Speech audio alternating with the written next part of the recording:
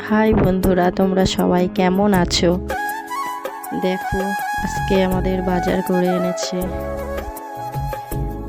কি বাজার করে এনেছে দেখো, এটা হচ্ছে বেগুন,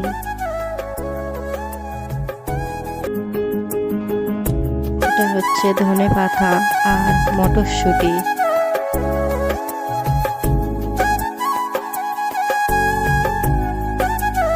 এতে আছে আদা, রসুন আর টমেটো।